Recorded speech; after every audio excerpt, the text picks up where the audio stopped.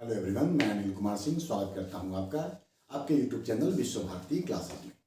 आज हम लेकर के आए हैं आपके लिए इंडियन कॉन्स्टिट्यूशन से जुड़ा हुआ जो रिवीजन का अभी हम काम कर रहे हैं, उसी के तहत ये वीडियो होगा। यहाँ पर हम आपके लिए 40 क्वेश्चन लेकर के आएंगे, लेकिन 40 क्वेश्चन के साथ ये क्विक रिविजन नाम तो जरूर है, लेकिन कई ऐसे जगह हैं जहाँ मैंने उसके संदर्भ में बताने का भी काम किया है, तो थोड़ा लंबा होगा, तो पेशेंटली सुनिएगा। अगर हम लोग इंडियन पॉलिटी जैसे सब्जेक्ट को समझने का काम करें तो यकीन मानिए ये ऐसा सब्जेक्ट है जहां से आप 100% स्कोर करने की स्थिति में होंगे।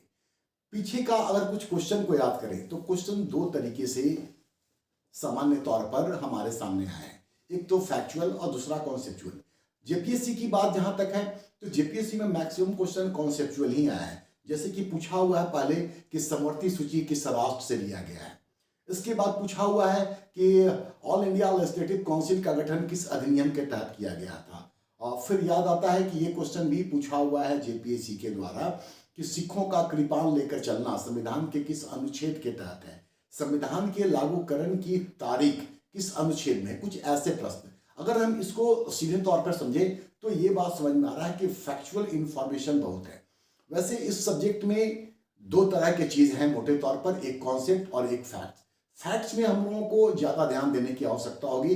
जेपीएससी के अगर हम लोग पुराने पैटर्न को लेकर के चले तो सबसे पहले हम लोगों को क्या कर लेना होगा कि इंडियन पॉलिटी से जुड़ा हुआ कॉन्स्टिट्यूशनल डेवलपमेंट का जो पार्ट सब है, जो इंपॉर्टेंट चीजें हैं, उसको दोहरा लेनी होगी। सोर्सेज ऑफ इंडियन कॉन्स्टिट्यूशन ये निश्चित तौर पर हम लोगों को याद रखना होगा। जैसे कि भी मैंने बताया कि समवर्ती सूची किस देश से लिया गया है, ये सिंपल सा फैक्ट्स है। अगर आप गलत कर गए तो फिर समझिए कि आपके लिए मुसीबत है। तो सोर्सेज ऑफ इंडियन कॉन्स्टिट्यूशन आपको याद रखना होगा। जो 12 शेड्यूल है, ये 12 शेड्यूल आपको एकदम जुबान पे रखना होगा ताकि किसी प्रकार का कोई कंफ्यूजन ना हो। 7वां से अगर हम लोग 7वें सूची में पहुंचते हैं हम लोग तो हम लोग ये पाते हैं कि फिर उसका संघ सूची, राष्ट्र सूची, समवर्ती सूची, कितने विषय हैं, क्या पावर है, थोड़ा फिर उसका एनालिसिस शुरू हो जाता है। ठीक है। 8वां जो भाषा से संबंधित है तो मूल रूप से 14, फिर 15वां भाषा, फिर 16, 17, 18 किसको जोड़ा गया, फिर 19 से लेकर के 22 तक तो किस संशोधन के द्वारा किस भाषा को शामिल किया गया, किस वर्ष शामिल किया गया, ये चीजें भी आपको बिल्कुल जुबान पर होनी चाहिए। इसके अलावा जो फैक्चुअल इंफॉर्मेशन है, क्वेश्चन और याद आ रहा है कि लोकसभा के पहले उपाध्यक्ष कौन थे, आंसर होगा अनंत सैनम आयंगर। तो इस तरह के फैक्ट भी आपको याद रखने होंगे कि सबसे लंबे समय तक मुख्य न्यायाधीश कौन रहा, तो पहला मुख्य न्यायाधीश कौन था। कुछ इस तरीके के सवाल भी आपसे पूछे जाएंगे। दूसरा जो आपको याद करने वाला चीज है वो है आर्टिकल। आर्टिकल याद करने का देखिए सबसे अच्छा तरीका तो ये है, सबसे पहले तो ये समझिए कि आपको फंडामेंटल राइट्स, डीपीएसपी, प्रेसिडेंट, इनसे जुड़ा हुआ आर्टिकल बिल्कुल भी याद होना चाहिए। इसके अलावा विधायिका मतलब लोकसभा, राज्यसभा, थोड़ा सा वहां पर भी आपको फोकस करना होगा। और न्यायपालिका में बहुत कुछ अगर याद ना हो तो 124, 214 इस तरह के जो अनुच्छेद बहुत इंपॉर्टेंट है वो याद रखना होगा। लोक सेवा आयोग किस अनुच्छेद में आता है, राजभाषा आयोग किस में आता है, चुनाव आयोग, मतलब इस तरह के आर्टिकल आपको याद रखने होंगे। तो इसका तरीका यह है कि आप जो संविधान का 22 भाग है मूल रूप से उसको आप क्लासिफाई कर लीजिए कि भाग 1 संघ और उसके राज्य क्षेत्र हैं, अनुच्छेद 1 से लेकर के 4 तक आता है। भाग 2 नागरिकता है, 5 से लेकर 11 तक आता है। इस तरीके से अगर आप उसको सेगमेंट में बांट करके याद कर रखे हैं तो यकीन मानिए आपके लिए ये काम आसान हो जाएगा। कम से कम आपको रेफरेंस, जिसको हम लोग गेस करना बोलते हैं, ये करने की स्थिति में आ जाएंगे, अनलेस और अनटिल की बहुत क्लोज ऑप्शन ना दिया गया हो। तो खैर ये काम आपने निश्चित तौर पे कर रखा होगा। आर्टिकल के संदर्भ में एक बात हम यहाँ पर आपको बताना चाहेंगे कि जब झारखंड सचिवालय की परीक्षा होनी थी उस दौरान भी हम लगातार वीडियो आप लोगों के लिए अवेलेबल करा रहे थे। उसमें आर्टिकल से जुड़ा हुआ एक वीडियो हमने बनाया था। उसमें 25 ऑब्जेक्टिव क्वेश्चन रखे थे और हर क्वेश्चन का जो 4 ऑप्शन होता है वो बहुत ही रिलेवेंट आर्टिकल्स के थ्रू हम एक्सप्लेन करने का काम किए थे। मकसद मेरा यही था कि आपको याद कराया जाए वो आर्टिकल, तो आप उसको जरूर इस बचे हुए टाइम में देख लीजिएगा। इस वीडियो के साथ हम उसका लिंक भी आपके लिए शेयर कर देंगे, तो आप उसको जरूर देख लीजिएगा। आज के वीडियो में हम कॉन्स्टिट्यूशनल डेवलपमेंट पर फोकस किए हैं खास तौर से, और उससे जुड़ा हुआ कई सारी जानकारियां भी आप तक पहुंचाने का प्रयास किया गया है। कोशिश ये कीजिएगा कि वीडियो को आप पूरा देखिए, उसको सुनिए, क्योंकि सुनने से आपको कई सारी चीज़ें याद हो जाएंगी, आपके दिमाग में वो रहेगा। और चूंकि एग्जाम में बहुत टाइम नहीं है, वैसे भी आप घर में पढ़ ही रहे होंगे, ऐसा नहीं है कि नहीं पढ़ रहे हैं, लेकिन जब खाली वक्त मिलता है तो आप इस वीडियो को पूरा देख लीजिए। तो इंडियन कॉन्स्टिट्यूशन का बहुत सारा चीज़ जो हम अपने गेस से आप तक पहुंचाने का काम किए हैं, ये बताते हुए कि गेस हमेशा गेस होता है, ये गारंटी नहीं होती कि आ जाएगा, लेकिन क्वेश्चन निश्चित तौर पे आपके लिए अच्छे रखे गए हैं, क्वालिटी क्वेश्चन है। और हम उम्मीद करेंगे कि आयोग भी अच्छे क्वेश्चन को लेकर के आए। अगर अच्छा क्वेश्चन लेकर के आएगा तो आपने अगर गहराई से पढ़ाई की है, अच्छे से ईमानदारी से पढ़ाई किया है, तो इसका परिणाम भी आपको निश्चित तौर पर मिलेगा। चलिए हम और अपनी बात को लंबा नहीं करते हैं, ये बताते हुए कि इस वीडियो को तब तक आप देखिए। सामने हम लोग लाइव भी मिलेंगे थोड़े वक्त के लिए, सिर्फ इसलिए ताकि आपके ऊपर जो अनावश्यक प्रेशर है उसको हटाने में थोड़ा मदद कर सके। तो फिलहाल इसको देखते हैं और फिर मुलाकात होती है हमारी। चलिए शुरू करते हैं। तो पॉलिटी का कुछ प्रश्न हम लोग देखने का काम करते हैं, और जहाँ जहाँ जरूरत होगी हम एक्सप्लेन भी करेंगे, इसलिए पेशेंसली प्लीज सुनिएगा। इसको थोड़ा सा वक्त लगेगा बट आराम से सुनिएगा। किस अधिनियम द्वारा बंगाल के गवर्नर जनरल को भारत का गवर्नर जनरल बना दिया गया? आंसर आपके सामने है, चार्टर एक्ट। मतलब चार्टर एक्ट के द्वारा बंगाल के गवर्नर जनरल को भारत का गवर्नर जनरल बना दिया गया। सबसे पहले ये जान लीजिए कि ब्रिटिश भारत में 4 चार्टर एक्ट पारित किए गए थे। पहला जो था वो 1793 में आया था, फिर 1813 में, फिर 33 में, और आखिरी जो आया था वो 1853 में आया था। रेगुलेटिंग एक्ट 1773 के तहत बंगाल के गवर्नर को बंगाल का गवर्नर जनरल बनाया गया था। और इस क्वेश्चन को आप देखिए कि चार्टर एक्ट के तहत फिर बंगाल के गवर्नर जनरल को भारत का गवर्नर जनरल बना दिया गया। जो भारत का पहला गवर्नर जनरल बना वो था William Bentinck, Lord William Bentinck, जबकि बंगाल का जो पहला गवर्नर जनरल बना था उसका नाम था वारेन हेस्टिंग्स। नंबर 2, किस अधिनियम के द्वारा कोर्ट ऑफ डायरेक्टर्स एवं बोर्ड ऑफ कंट्रोल मतलब कि संचालक मंडल और नियंत्रक मंडल के दोहरे शासन को समाप्त किया गया तथा भारत सचिव का पद सृजित किया गया? आंसर है भारत शासन अधिनियम 1858। मतलब सिपाही विद्रोह के बाद ईस्ट इंडिया कंपनी का शासन खत्म हुआ और भारत का शासन सीधा ब्रिटिश क्राउन या ब्रिटिश पार्लियामेंट के हाथ में चला गया, और भारत का शासन अब इंग्लैंड से शुरू हो गया ईस्ट इंडिया कंपनी के स्थान पर, और भारत सचिव का पद क्रिएट किया गया। जो सबसे पहले भारत सचिव बनाया गया था उनका नाम था इलियट। अंग्रेजी में इसको बोलते हैं first secretary of state for India या secretary of state for India. तो पहला था इलियट।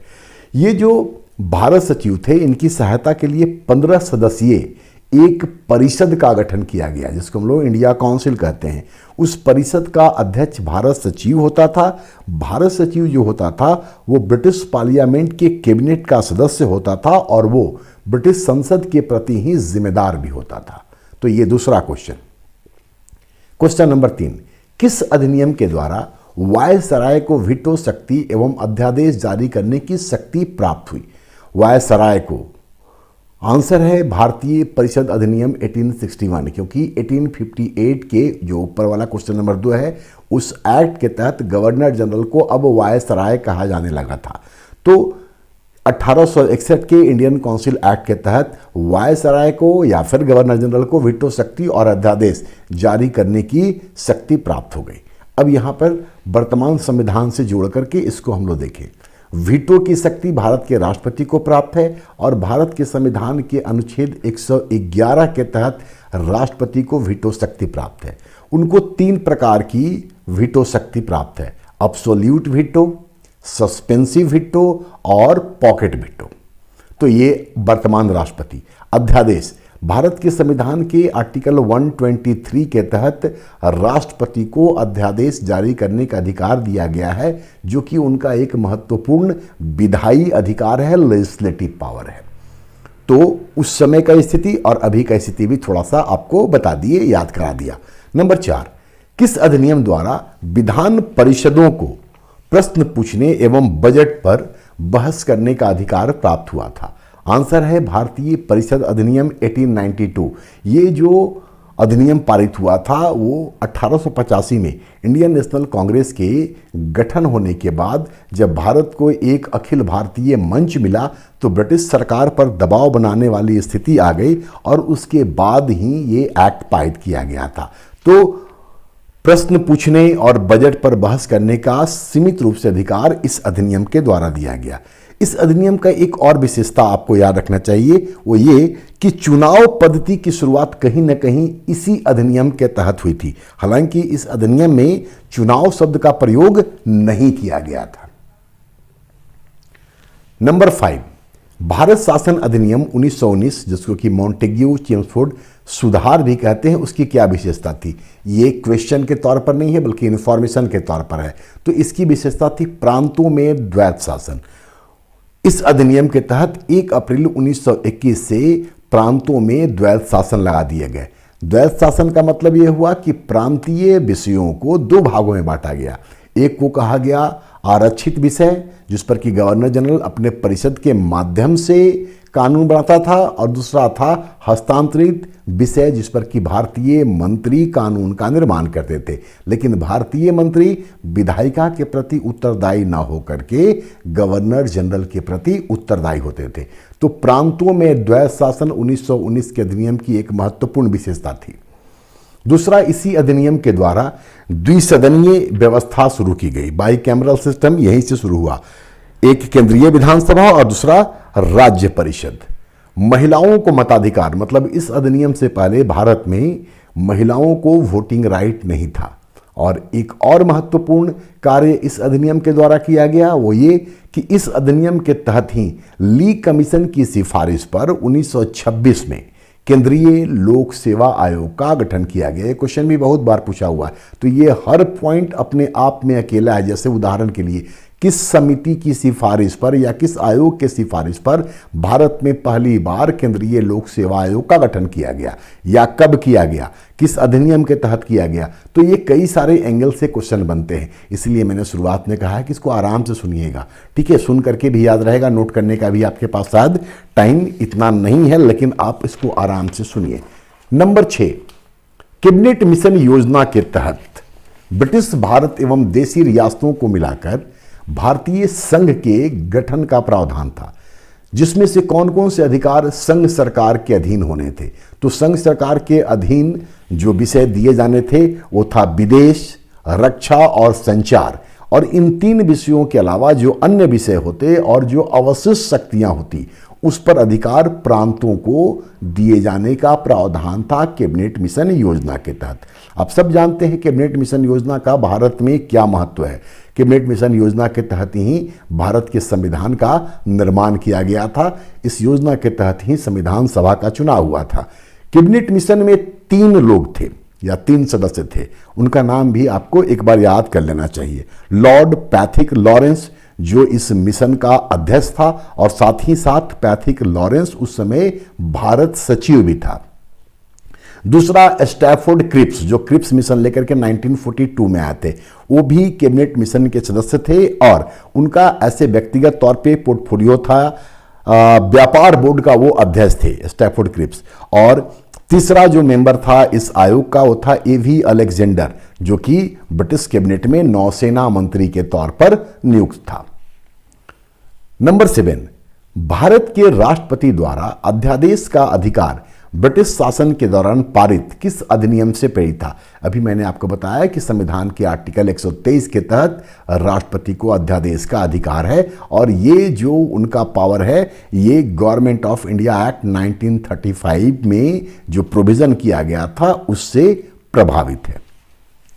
नंबर 8, प्रारूप समिति का गठन अंबेडकर की अध्यक्षता में कब की गई थी? आंसर है 29 अगस्त 1947। आप सबको पता है कि प्रारूप समिति 7 सदस्यीय समिति था। इस प्रारूप समिति में अध्यक्षता करते हुए अंबेडकर साहब ने जिस तरीके से काम किया, इसलिए उनको फादर ऑफ इंडियन कॉन्स्टिट्यूशन भी कहा जाता है। तो ये डेट भी आपके लिए इंपॉर्टेंट है। नंबर 9, यहां पर भी आपके लिए इंफॉर्मेशन ही प्रोवाइड किया गया है। संविधान के निर्माण के अलावा संविधान सभा द्वारा किए गए महत्वपूर्ण कार्य कौन थे? अभी थोड़ी देर पहले मैंने बताया कि संविधान सभा का चुनाव कैबिनेट मिशन योजना के तहत किया गया। ये संविधान सभा जो था, यही संविधान सभा भारत के नए संविधान बनने तक अंतरिम संसद के रूप में इसके जो सदस्य थे वो काम भी कर रहे थे। तो इन लोगों ने संविधान का निर्माण भी किया, मतलब संविधान सभा ने, और साथ ही साथ संविधान सभा के द्वारा और क्या कुछ किया गया था वो भी देख लें। पहला, 1949 में राष्ट्रमंडल कॉमनवेल्थ में भारत की सदस्यता को स्वीकारना। तो भारत राष्ट्रमंडल का सदस्य होगा, ये स्वीकार करने का काम संविधान सभा ने ही किया था, क्योंकि 1947 का जो भारतीय स्वतंत्रता अधिनियम था, उस अधिनियम में ये प्रावधान था कि भारत और पाकिस्तान स्वतंत्र हैं, वो चाहे तो राष्ट्रमंडल में शामिल हो, नहीं चाहे तो नहीं शामिल हो। लेकिन संविधान सभा में पंडित नेहरू भी थे और इन लोगों ने स्वीकार किया कि नहीं, हम लोग को राष्ट्रमंडल की सदस्यता स्वीकारनी है। तो ये काम भी संविधान सभा के द्वारा किया गया। दूसरा देखिए, 24 जनवरी 1950 को डॉक्टर राजेंद्र प्रसाद को भारत का प्रथम राष्ट्रपति चुना गया। संविधान सभा ने ही पहली बार डॉक्टर राजेंद्र प्रसाद को भारत का पहला राष्ट्रपति चुना था, क्योंकि भारत में जो जनरल इलेक्शन हुए थे पहली बार, वो 1952 में हुए थे। इस बीच वो संविधान सभा के द्वारा ही चुने हुए राष्ट्रपति थे। और ये 24 जनवरी का जो डेट है 1950 का, ये संविधान सभा का अंतिम बैठक का दिन था। इसी के बाद संविधान सभा का बैठक खत्म हो गया। आगे फिर संविधान निर्माण की जो प्रक्रिया थी वो, क्योंकि 2 दिन के बाद संविधान हमारा लागू भी हो गया था। इसके अलावा 24 जनवरी 1950 को राष्ट्रगान और राष्ट्रगीत को भी संविधान सभा के द्वारा अपनाया गया। और भारत की आज़ादी के बाद 22 जुलाई 1947 को राष्ट्रीय ध्वज को अपनाया गया, मतलब आज़ादी से कुछ दिन पहले, बाद नहीं, आज़ादी के कुछ दिन पहले राष्ट्रीय ध्वज को भी अपनाने का काम संविधान सभा के द्वारा ही किया गया। नंबर 10, सर्वाधिक मत मतलब वोट के आधार पर चुनाव में जीत का फैसला किस देश के संविधान से अपनाया गया है? आंसर आपके सामने है कि जिसको सबसे अधिक वोट मिलेगा प्रत्यक्ष चुनाव में वो जीतेगा, और यह व्यवस्था ब्रिटेन से ली गई है। नंबर 11, BN राव द्वारा तैयार किए गए संविधान के प्रारूप को आधार बनाकर बाद में विभिन्न समितियों द्वारा संविधान के प्रमुख सिद्धांतों की रूपरेखा तैयार की गई थी, जिसमें कार्य संचालन समिति के अध्यक्ष कौन थे? उसमें से एक समिति यह है कार्य संचालन समिति, जिसके की अध्यक्ष हैं KM मुंशी, कन्हैयालाल मणिकलाल मुंशी। इसके अलावा कुछ और जो महत्वपूर्ण समितियां हैं और उन समितियों के जो अध्यक्ष हैं उनका भी नाम एक बार प्लीज रिकॉल कर लेते हैं हम लोग। जैसे पंडित नेहरू जो थे वो संविधान सभा में कई सारी समितियों की अध्यक्षता कर रहे थे, जैसे कि संघीय संविधान, संघ शक्ति समिति, संघीय संविधान समिति, संघ शक्ति समिति, राज्यों से समझौता करने वाली समिति। ये 3 समिति जवाहरलाल नेहरू के अंडर में था। सरदार पटेल की बात करें तो वो भी कुछ समितियों के अध्यक्ष थे, जैसे प्रांतीय संविधान मतलब कि प्रोविंशियल कॉन्स्टिट्यूशन, मौलिक अधिकार, और साथ ही अल्पसंख्यकों के संबंध में जो परामर्श समिति बनी थी उसके भी अध्यक्ष थे सरदार पटेल। डॉक्टर राजेंद्र प्रसाद ये संचालन समिति के सदस्य थे, नियम एवं प्रक्रिया समिति के सदस्य थे, और राष्ट्र ध्वज तदर्थ समिति, तदर्थ मतलब एडहॉक टेम्पररी, राष्ट्र ध्वज तदर्थ समिति के भी सदस्य थे डॉक्टर राजेंद्र प्रसाद। वैसे झंडा समिति के एक अलग अध्यक्ष थे, वो थे कृपलानी, JB कृपलानी। राजेंद्र प्रसाद राष्ट्र ध्वज तदर्थ समिति और झंडा समिति के JB कृपलानी। इसके अलावा JB कृपलानी जो थे वो मूल अधिकार उप समिति के भी अध्यक्ष थे। इसके अलावा एक और कमेटी को देख लेते हैं जिसके कि अध्यक्ष थे पट्टाभी सीतारमैया। वो समिति थी सदन समिति मतलब कि हाउस कमेटी। तो हाउस कमेटी की अध्यक्षता की थी पट्टाभी सीतारमैया ने। ये सब आप निश्चित तौर पे जान रहे होंगे, लेकिन आपको चूंकि ये सीरीज ही चल रहा है रिवीजन का, तो इसीलिए ये चीजें मैंने आपको बताने का काम किया है। नंबर 12, किस विद्वान ने प्रस्तावना को संविधान का परिचय पत्र कहा है? आंसर है N.A. पालकीवाला। प्रस्तावना को संविधान का परिचय पत्र कहने वाले जो विद्वान हैं उनका नाम है N.A. पालकीवाला।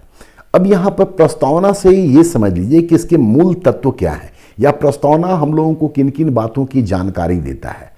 तो सबसे पहले तो कि प्रस्तावना जो है वो संविधान का स्रोत है, जिसमें कहता है कि हम भारत के लोग, मतलब कि संविधान के निर्माता हम भारतीय हैं। हालांकि संविधान का निर्माण संविधान सभा के द्वारा किया गया, लेकिन संविधान सभा के जो सदस्य थे उन सदस्यों को अप्रत्यक्ष तौर पर हम लोगों ने ही चुन करके भेजा था। तो संविधान का स्रोत बताता है प्रस्तावना। इसके स्वरूप को, संविधान के स्वरूप को स्पष्ट करने में प्रस्तावना की भूमिका है। कैसे? कि ये प्रभुत्व संपन्न है, समाजवादी है, पंथ निरपेक्ष है, लोकतांत्रिक है, गणराज्य है। ये स्वरूप जो संविधान का है ये भी प्रस्तावना ही स्पष्ट करती है। इसके अलावा प्रस्तावना संविधान के उद्देश्य को बताती है, जिसमें हम लोग प्रस्तावना में न्याय, समानता, स्वतंत्रता, बंधुत्व, ये जो बातें पढ़ते हैं ये इसके उद्देश्य को स्पष्ट करता है। और साथ ही साथ प्रस्तावना संविधान को जिस दिन अंगीकृत किया गया, अपनाया गया, उसके विषय में भी जानकारी देता है कि 26 नवंबर 1949 को ये अपनाया गया, अंगीकृत किया गया। लेकिन प्रस्तावना हमारा जो है ये इसके लागू होने की तारीख को नहीं बताता है। आप देखिए स्टार्ट कैसे होता है, हम भारत के लोग, और अंत में आता है आज दिनांक 26 नवंबर 1949 को एतद द्वारा इसे अधिनियमित, अंगीकृत और आत्मार्पित करते हैं। इसके लागूकरण की बात प्रस्तावना में नहीं है। क्वेश्चन जब डिटेल अगर जाएगा तब इस तरह की चीज़ों की आपको आवश्यकता पड़ेगी, अदरवाइज नहीं पड़ेगी। लेकिन जान के रखने में किसी भी प्रकार से कोई बुराई नहीं हो सकती है। नंबर 13, किसकी अध्यक्षता में गठित समिति के सिफारिश पर 9 जनवरी को प्रत्येक वर्ष प्रवासी भारतीय दिवस मनाया जाता है? आंसर है LM सिंघवी, लक्ष्मी मल सिंघवी। ये जो 9 जनवरी है ये बड़ा इंपॉर्टेंट दिन है भारत के लिए, क्योंकि 9 जनवरी 1915 को गांधी जी दक्षिण अफ्रीका से हिंदुस्तान वापस लौटे थे। और LM सिंघवी का न सिर्फ इंडियन पॉलिटी में बल्कि पब्लिक एडमिशन में भी कई सारी बातें आपको कई बार सुनने को मिलेंगी। पहले भी वीडियो में मैंने LM सिंघवी के विषय में कई सारी बातें आपको बताई है। जैसे कि एक इम्पॉर्टेंट चीज़ वो है कि इन्होंने ही पंचायती राज व्यवस्था को या स्थानीय जो शासन व्यवस्था है उसको संवैधानिक दर्जा देने की बात कही थी। बाद में PK थुंगन ने भी इनकी बात को दोहराने का काम किया था। इसके अलावा LM सिंघवी ने यह भी कहा था कि पंचायती राज व्यवस्था में जो चुनाव होता है वो दल के आधार पर, पार्टी के आधार पर नहीं किया जाना चाहिए। खैर, नंबर 14, 1925 में किसने कॉमनवेल्थ ऑफ इंडिया बिल प्रस्तुत किया था जिसमें मूल अधिकारों का प्रावधान था? तो ये काम किया गया था एनी बेसेंट के द्वारा। नंबर 15, भारतीय संविधान की प्रस्तावना पर किन राष्ट्रों के संविधान का प्रावधान है? तो भारतीय संविधान के प्रस्तावना पर ऑस्ट्रेलिया और अमेरिका दोनों ही के संविधान का प्रावधान है, उसके प्रभाव नजर आते हैं। नंबर 16, राज्यपाल का पद किस राष्ट्र के संविधान से लिया गया है एवं इनकी नियुक्ति का प्रावधान किस राष्ट्र से? तो राज्यपाल का पद ये पूर्व सोवियत संघ USSR से लिया गया है, जबकि उनकी नियुक्ति का प्रावधान कनाडा से लिया गया है। कनाडा में राज्यपाल की नियुक्ति गवर्नर जनरल के द्वारा की जाती है और भारत में राज्यपाल की नियुक्ति राष्ट्रपति द्वारा की जाती है। तो ये व्यवस्था कनाडा से और पोस्ट उनका राज्यपाल का पूर्व सोवियत संघ से। राज्यपाल भारत के संविधान के आर्टिकल 153 के अंतर्गत आते हैं, यह भी याद रखिए। नंबर 17, केंद्र राज्य संबंध का प्रावधान एवं दोनों के मध्य, मतलब केंद्र और राज्य के मध्य शक्तियों के वितरण का प्रावधान किस देश से लिया गया? देखिए दोनों बहुत नियरेस्ट है, बहुत क्लोज लगता है। केंद्र राज्य संबंध, केंद्र राज्य संबंध लिया गया है ऑस्ट्रेलिया से, सेंटर स्टेट रिलेशन ऑस्ट्रेलिया से, और distribution of power between centre and state ये लिया गया है कनाडा से। तो बहुत थोड़ा सा अंतर दिखता है, इसलिए जल्दबाजी में ऐसे सवाल गलत हो सकते हैं, इसलिए ध्यान से। केंद्र राज्य संबंध ऑस्ट्रेलिया, शक्तियों का वितरण कनाडा से। नंबर 18, किस अधिनियम द्वारा भारत में पहली बार संसदीय प्रणाली की सरकार पूर्णतया क्रियान्वित की गई। पार्लियामेंट्री सिस्टम, मोटे तौर पर पार्लियामेंट्री सिस्टम का मतलब यह हुआ कि देश का प्रधान नाम मात्र का प्रधान होगा, वास्तविक शक्ति कार्यपालिका के हाथ में होगी, कार्यपालिका का प्रमुख प्रधानमंत्री होगा और कार्यपालिका जो है ये सामूहिक रूप से संसद मतलब कि विधायिका के प्रति उत्तरदायी होगी। ये provision government of India act 1935 से लिया गया है। अब थोड़ा सा गवर्नमेंट ऑफ इंडिया एक्ट 1935 के विषय में भी जान लें, जैसे कि भारत में सुप्रीम कोर्ट का स्थापना, यूपीएससी का स्थापना, आरबीआई की स्थापना सब इसी एक्ट के द्वारा किया गया था।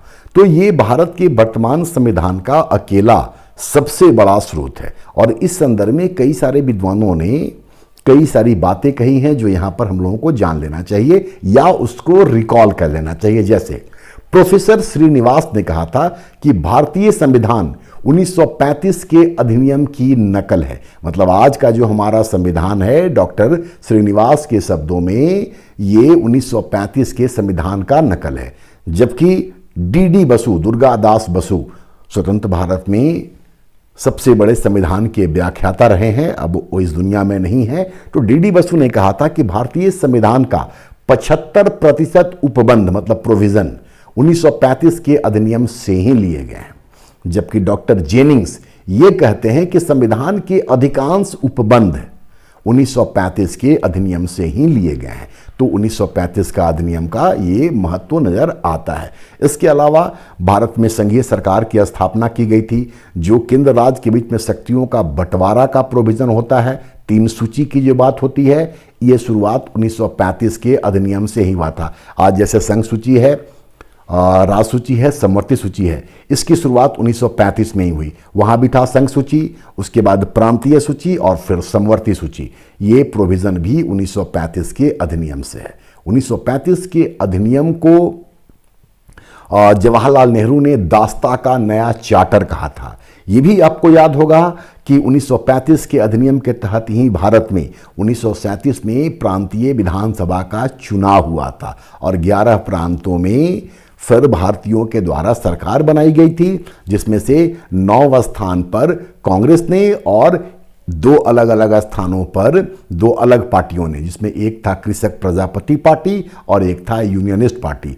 तो इन लोगों ने सरकार बनाने का काम भी किया था। तो 1935 के अधिनियम के विषय में ये इंपॉर्टेंट जानकारी थी जो मैंने आपको अभी जो सामने याद था वो बताने का काम किया।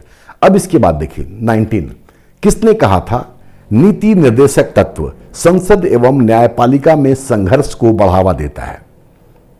आंसर है केसी वियर, जिन्होंने भारत के संघीय व्यवस्था के संदर्भ में कहा था कि भारत का जो संघात्मक स्वरूप है वो अर्ध संघीय है, क्वैसी फेडरल है। ये वही केसी वियर हैं जिन्होंने कहा कि नीति निर्देशक तत्व संसद एवं न्यायपालिका में संघर्ष को बढ़ावा देते हैं।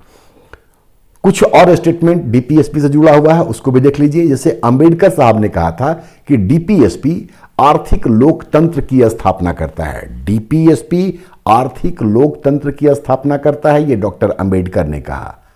एमबी फाइली इन्होंने कहा कि ये तत्व मतलब कि डीपीएसपी प्रजातांत्रिक भारत का शिलान्यास करते हैं। आइवर जेनिंग्स ने कहा था कि ये पुण्यात्मा लोगों की महत्वाकांक्षा मात्र है। और केटी शाह ने कहा था कि यह एक ऐसा चेक है, मतलब डीपीएसपी एक ऐसा चेक है जो बैंक की सुविधा के आधार पर अदा किया जाएगा, पे किया जाएगा। और केटी शाह के विषय में एक बात और जान लीजिए कि डॉक्टर राजेंद्र प्रसाद जब पहली बार 1952 में चुनाव के लिए, राष्ट्रपति चुनाव के लिए प्रत्याशी बने तो उनके अगेंस्ट में खड़ा होने वाले केटी शाह ही थे।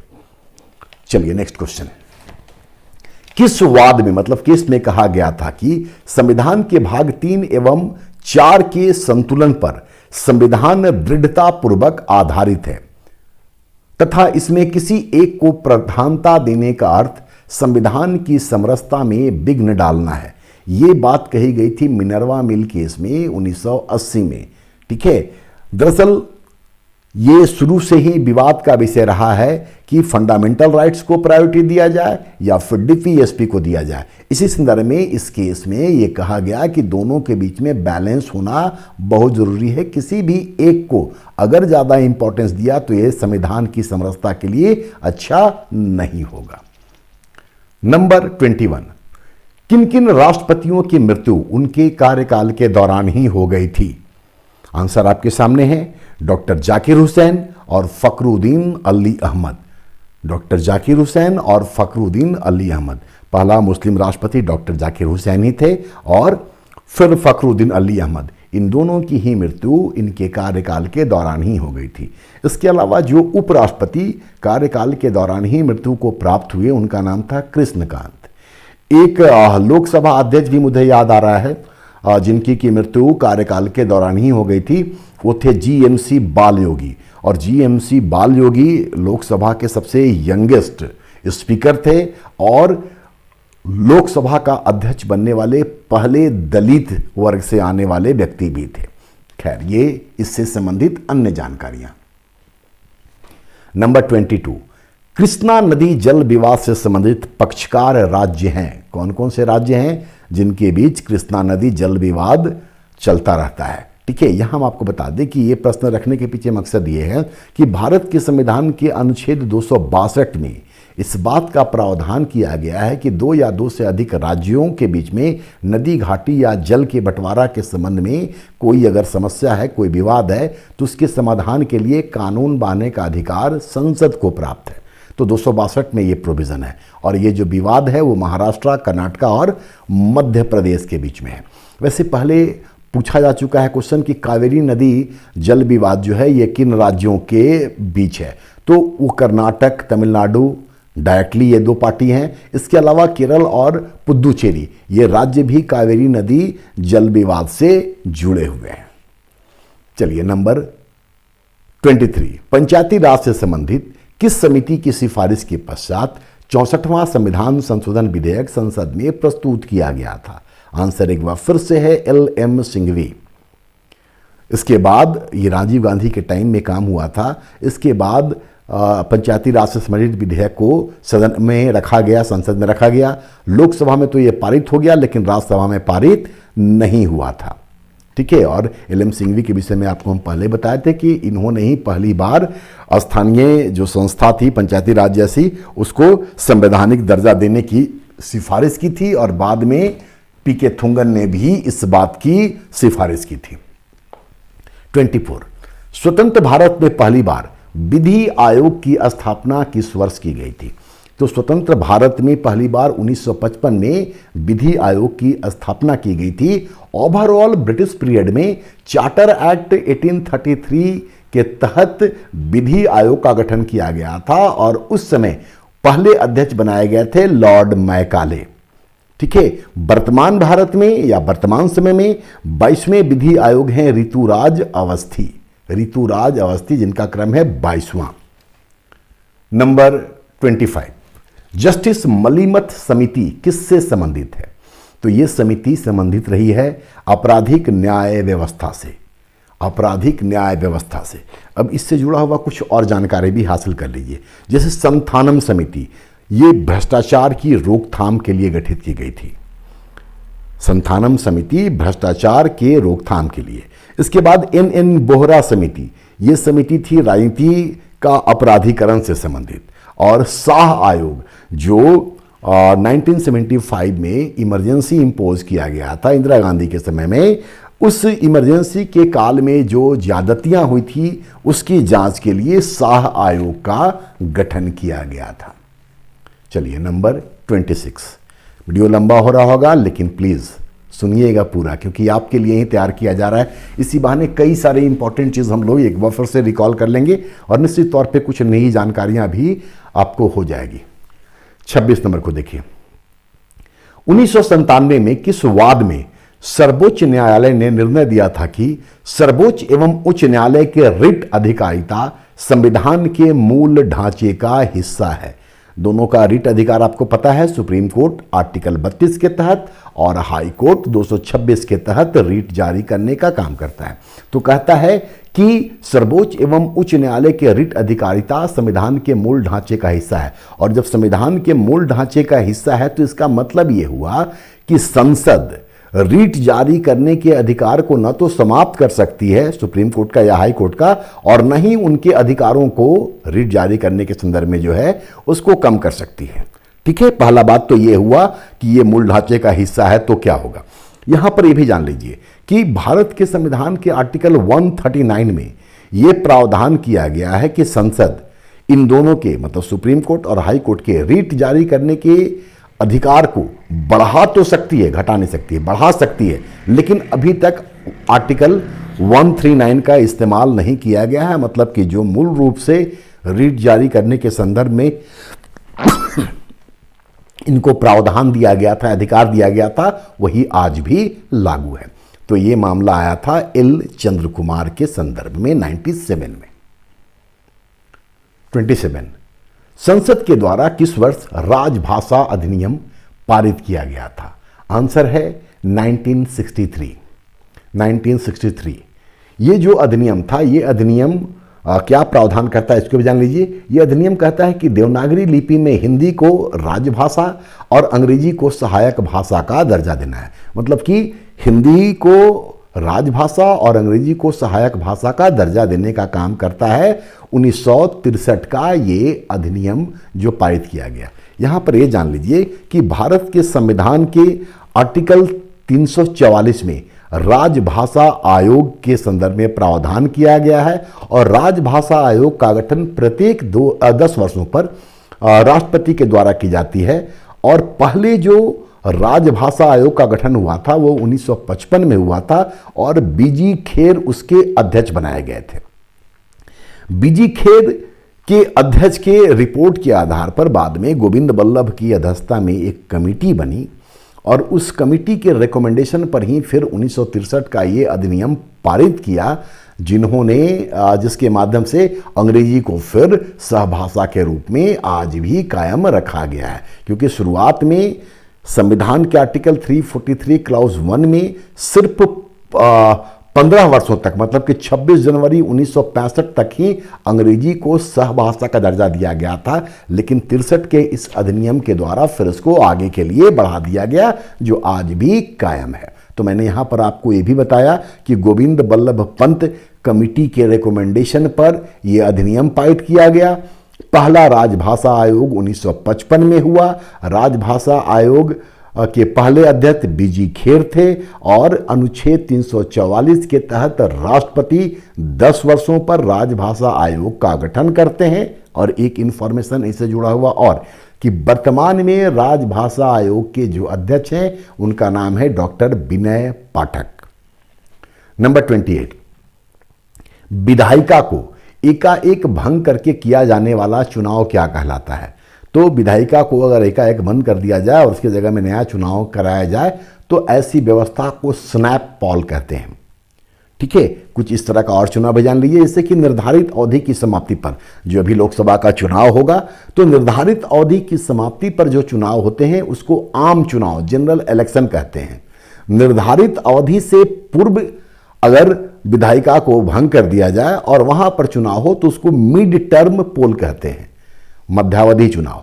और अगर किसी सांसद या किसी विधायक की मृत्यु हो जाए या किसी अन्य कारण से संसद का या विधानमंडल का कोई स्थान रिक्त हो और वहां पर अगर चुनाव कराया जाए तो उसको उपचुनाव या फिर बाई इलेक्शन कहते हैं।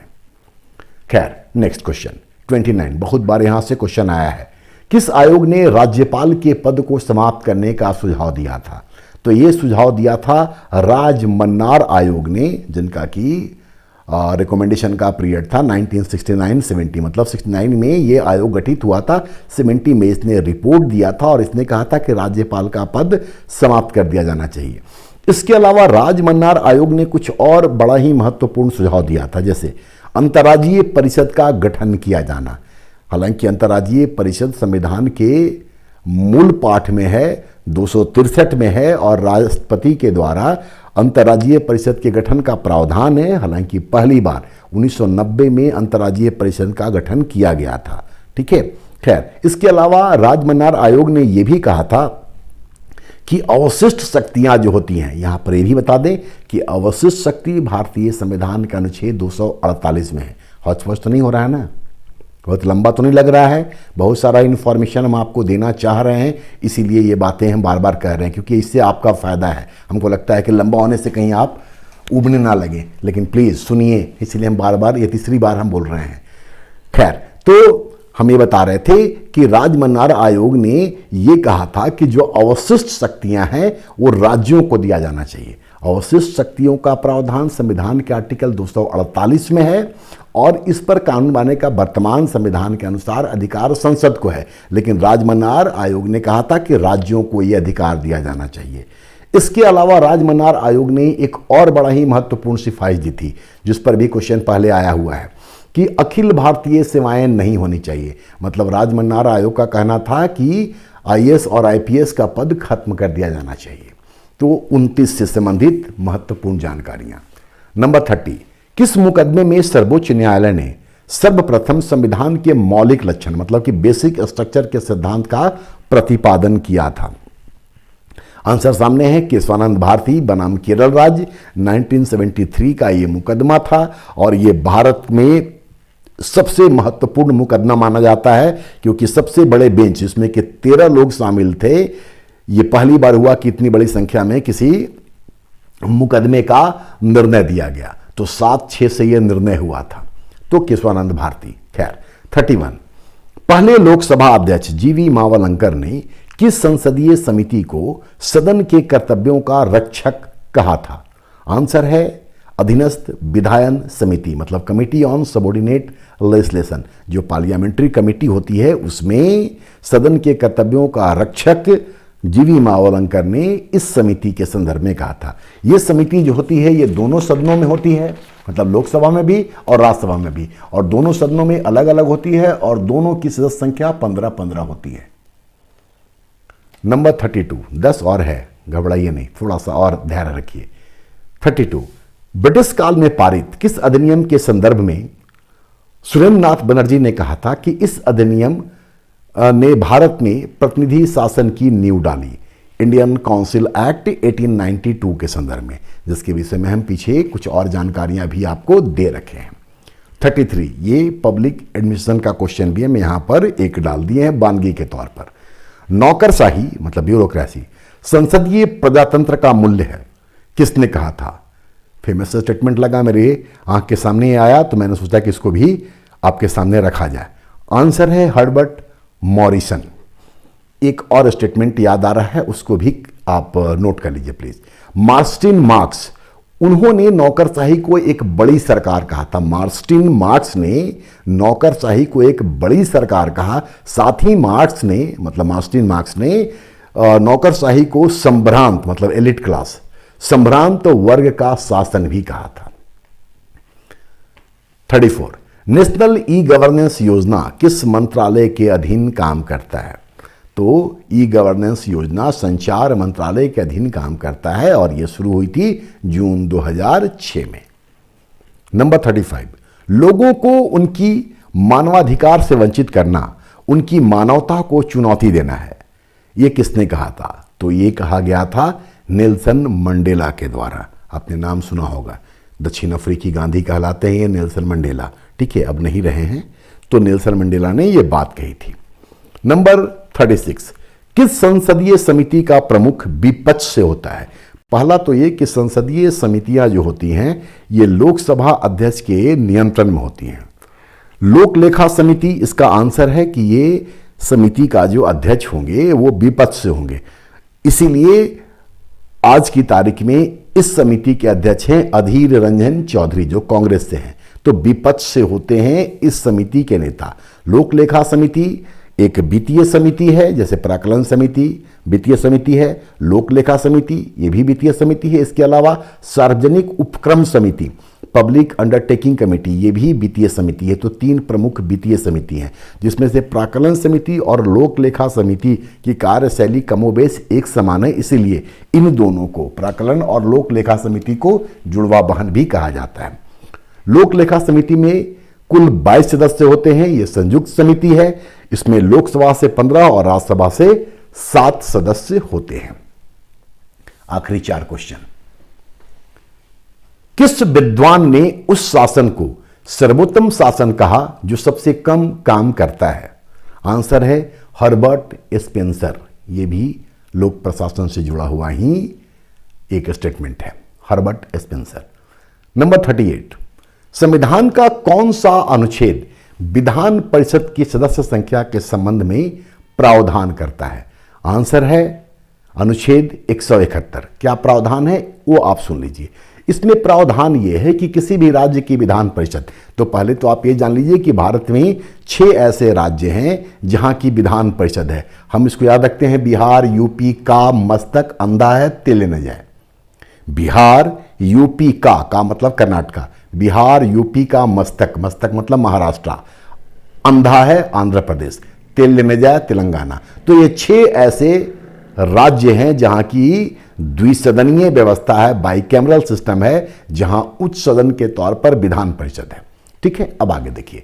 तो विधान परिषद के सदस्य संख्या के संदर्भ में प्रावधान यह है कि विधान परिषद की सदस्य संख्या उस राज्य के विधानसभा के कुल सदस्य संख्या का मैक्सिमम 1/3 हो सकता है। उस राज्य के विधानसभा का अधिकतम 1/3 हो सकता है, लेकिन 40 से कम नहीं हो सकता है। और यही वो रीजन है जिसके कारण से झारखंड में विधान परिषद टेक्निकली स्थापित नहीं हो सकती है तब तक जब तक कि यह संख्या 81 है, क्योंकि maximum 1/3 but not less than 40 वाला जो कॉन्सेप्ट है ये फुलफिल नहीं करता है वर्तमान संख्या के साथ। नंबर 39, राज्यसभा के विशेषाधिकार और स्पेशल पावर से संबंधित अनुच्छेद कौन से हैं? तो 2 अनुच्छेद हैं, 249 और 312। 249 में यह है कि राज्यसभा यदि अपने उपस्थित और मतदान करने वाले सदस्यों के 2/3 बहुमत से राज्य सूची के किसी विषय को पारित करके उसको राष्ट्रीय महत्व का घोषित कर देती है तो संसद उस पर कानून का निर्माण करेगी। संसद जो कानून निर्माण करेगी इस प्रक्रिया के तहत उसकी अवधि 1 वर्ष होगी, लेकिन राज्यसभा फिर से इसी प्रक्रिया को दोहरा करके, मतलब कि फिर से राज्यसभा में 2/3 बहुमत से पारित करके उस विषय को राष्ट्रीय महत्व का घोषित करेगी और संसद फिर उसको आगे बढ़ाएगा। जबकि 312 के तहत राज्यसभा को अखिल भारतीय सेवाओं के सृजन का अधिकार प्राप्त है। और आखिरी क्वेश्चन, संविधान का अनुच्छेद 243 क्लॉज जी क्या प्रावधान करता है?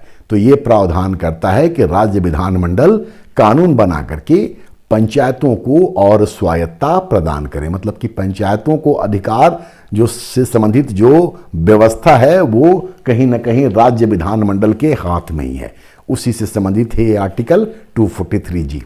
आप सब जानते हैं कि पंचायती राज से संबंधित जो हमारा संविधान में प्रावधान है वो भाग 9 में है। 16 नए अनुच्छेद जोड़े गए थे 73वें संविधान संशोधन के बाद। 243 से लेकर के 243 ओ तक भारत का संविधान के 11वीं अनुसूची को शामिल किया गया था। तो इन 16 अनुच्छेदों के तहत पंचायती राज के संदर्भ में प्रावधान किया गया था और पंचायतों को कुल मिलाकर के 29 विषयों पर अधिकार प्रदान किए गए थे। तो इस 40 प्रश्न के माध्यम से समझाते हुए मैंने कोशिश किया कि संविधान के उन पहलुओं को छुआ जाए जो इम्पोर्टेंट भी है और थोड़ा सा अलग भी है। शुरुआत में जो कॉन्स्टिट्यूशनल डेवलपमेंट से जुड़ा हुआ क्वेश्चन हम आपके लेकर के आए हैं वो बड़ा ही इंपॉर्टेंट है। वीडियो अच्छा लगा हो तो अपने दोस्तों के साथ शेयर कीजिए और प्लीज़ प्रतिक्रिया जरूर दिया कीजिए, क्योंकि वो बड़ा मायने रखता है। एक तो एनर्जी प्रदान करता है, मोटिवेट करता है और सुधार के लिए कहीं ना कहीं मेरे लिए स्कोप भी छोड़ता है। चलिए फिर मिलते हैं अगले वीडियो में, और अगला वीडियो हमारा फिर से करंट अफेयर्स पर होगा और उसमें कुछ नेशनल न्यूज के साथ साथ झारखंड से जुड़ा हुआ करंट अफेयर्स भी हम आपको उपलब्ध कराएंगे। इसके अलावा ये वीडियो तब तक आप देखिए, शाम में हम लोग आज लाइव भी मिलेंगे, जैसा कि जानकारी पिछले वीडियो में मैंने आपको दिया था। चलिए मिलते हैं, धन्यवाद।